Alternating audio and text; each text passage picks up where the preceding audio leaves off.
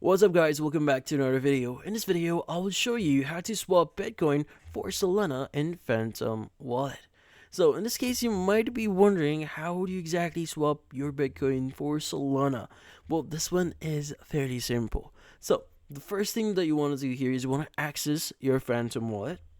And from here, we want to access a very specific section here, which in this case is going to be the swap option that you see at the very top or at the very bottom center of your screen. So go ahead and click on it. Now from here, what we need to do is we need to select the correct coin or crypto for this one. So in this case, you want to go ahead and select the first one here and search for BTC to select your BTC.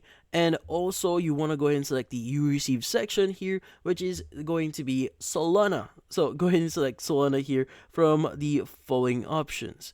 Now from then on, what you need to do is you need to provide how much you want to basically swap. So for example, you want to swap like 0.0001 BTC here. And from then on, what you need to do is you just need to confirm. So if you have enough funds, you should be able to click on the swap option here, and you just need to wait for a few seconds or a minute to complete the transaction.